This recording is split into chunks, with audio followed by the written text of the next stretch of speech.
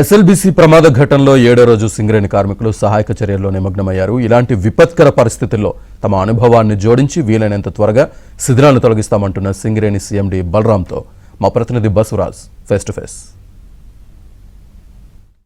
గత 7 రోజులుగా ఎన్నో డిపార్ట్మెంట్స్ ఇక్కడికి వచ్చి సహాయక చర్యల్లో పాల్గొంటున్నారు. అందులో ముఖ్యంగా సింగరేణి కాలరీస్ వాళ్ళు కూడా ఇక్కడికి వచ్చి వాళ్ళ యొక్క సహాయక చర్యలను చేపడుతున్నారు. అయితే చాలా ముఖ్యమైన భాగాల్లో సింగరేణి వర్కర్స్ ఇక్కడ లోపలికి వెళ్ళి పనిచేశారు. ఇక్కడ సింగరేణి వర్కర్స్ 7 రోజులుగా చేసిన కృషి గురించి చెప్పేందుకు ఇక్కడ సింగరేణి సీఎండీ బలరాం గారు ఉన్నారు.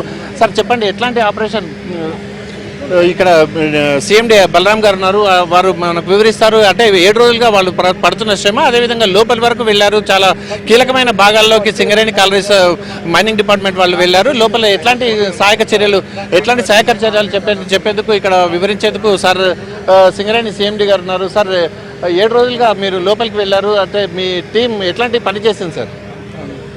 అంటే సింగరేణి సంస్థకు సంబంధించి ఇది టన్నల్లో మనకి వర్క్స్కి అండ్ అండర్ గ్రౌండ్లో వర్క్స్కి చాలా సిమిలారిటీ ఉంటుంది.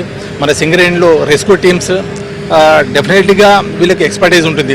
ఆ గ్రావెల్ తీయడం కానీ, ఆ మడ్ క్లియరెన్స్లో కానీ, ఆ తర్వాత ఇప్పుడు ఐరన్ కటింగ్ కానీ, రా కటింగ్లో అండ్ డ్రిల్లింగ్లో వీళ్ళందరూ ఎక్స్పర్టైజ్ ఉన్నారు.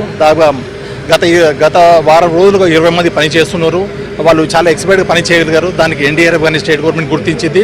ఇప్పుడు ఎక్కువ మందిని డిప్లాయ్ చేయడం దాకా ఎక్కడైతే అది ఒక 5 మీటర్స్ నుంచి 100 మీటర్స్ దాకా ఉన్న ఆ స్లచ్, ఆ రాక్ గ్రావెల్స్, లేకుంటే స్టీల్, ఐరన్ రాడ్స్ ఏదో అడ్డంగా ఉన్నాయి. వానికి రాక్ కటింగ్లో కానీ ఐరన్ కటింగ్లో మన వాళ్ళు ఎక్స్పర్టైజ్ ఉన్న సింగరేణి వాళ్ళు డెఫినెట్లీ ఐ థింక్ హెల్ప్ఫుల్ అవుతుంది. సింగరేణి ఎక్కువ మంది డిప్లాయ్ చేయడంలో కంపల్సరీ ఇదైతే డెఫినెట్గా యూస్ఫుల్ అయితే అవుతుంది. సార్ ఏదైతే డెబ్రిస్ ఉందో, అంటే చివరి 150 మీటర్లలో పూర్తిగా డెబ్రిస్ ఉంది. అది డెబ్రిస్ తొలగించేందుకు వెళ్తే చాలా ప్రమాదకరమని కూడా జియాలజికల్ సర్వే ఆఫ్ ఇండియా వాళ్ళు చెప్పినట్టున్నారు. సార్ దాని మీద ఎట్లాంటి వర్క్ చేస్తున్నారు సార్?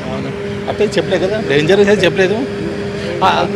అందులో అంటే ఎప్పుడైతే మనకు ఆ గ్రావెల్ 40 ఫీట్ హైయెస్ట్ ట్రీట్మెంట్ చేసిన ఉన్న ప్లేస్ నుంచి అది కిందికి ఒరిగిపోయింది, అది వాటర్తో కొట్టుకొచ్చింది. కాబట్టి ఇప్పుడు కొద్దిగా స్టెబిలైజ్ అయ్యి ఉంటుంది. కాకపోతే మన వాళ్ళు ఏ ముందు అడుగు వేసినా జాగ్రత్తగా వాళ్ళు చూసుకుని వెళ్తారు. ఎస్ సార్, సీపేజ్ చాలా ఉంది కదా సార్, సీపేజ్ వల్ల ఎట్లాంటి ఇబ్బందులు ఎదురుతున్నాయి సార్?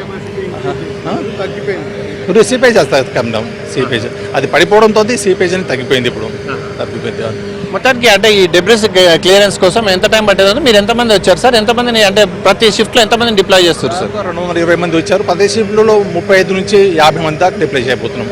4 షిఫ్ట్లో 50 మందిని డిప్లాయ్ చేయబోతున్నాం. చాలా కీలక దశకు చేరుకున్నారు కదా సార్ ఇట్లాంటి పరిస్థితి. ఇంకా ఎన్ని రోజులు కావచ్చు సార్? అది మేబీ 3-4 డేస్లో అది ఫ్రూట్ఫుల్ రిజల్ట్ ఉండొచ్చు.